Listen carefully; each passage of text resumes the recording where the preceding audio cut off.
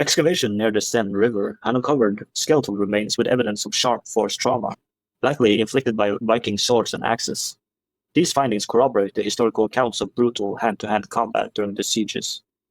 In their article, The Osteology of Conflict, Evidence from Viking Age Burials in England, archaeologists Søren Sindbeck and Keith Dobney analyzed skeletal trauma in the context of Viking raids. The patterns of skeletal trauma observed in Viking Age burials, including those in England, are consistent with the historical accounts of violent conflict. The presence of multiple healed and unhealed injuries suggests that individuals were exposed to repeated episodes of violence throughout their lives. While this quote refers to England, the findings are still relevant to understanding the violence experienced in Francia as well. The Parisians, like their counterparts in England, would have faced the constant threat of injury or death during the Viking raids and sieges. Archaeological evidence also reveals the aftermath of violence. Mass graves containing the hastily buried remains of multiple individuals have been discovered in areas associated with Viking attacks. In his book Medieval Violence, a reader, historian Thomas Bisson discusses the significance of mass graves. Mass graves are a poignant reminder of the brutality of warfare and the indiscriminate nature of violence.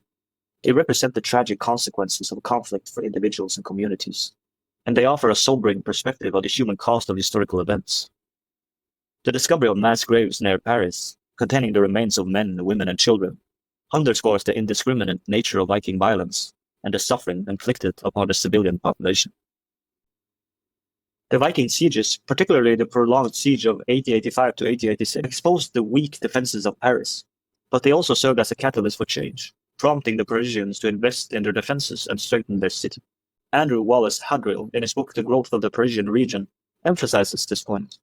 The Viking incursions were a turning point in the history of Paris. They forced the city to confront its weaknesses and to invest in the infrastructure and fortifications necessary to withstand future attacks. After the siege of 1886, the Parisians embarked on a major program of fortification, expanding and strengthening the city walls. They also constructed new bridges and fortified towers to protect key access points to Ile de la Cité, the island where the Paris castle lay. David Lissom, in his book Paris in the Early Middle Ages, describes these developments. The fortifications of Paris were significantly enhanced in the aftermath of the Viking sieges. The city walls were rebuilt and extended, and new defensive structures, such as the Grand Châtelet, were constructed to protect key strategic points. These fortifications not only provided physical protection, but also served as a symbol of the city's resilience and determination to resist future attacks.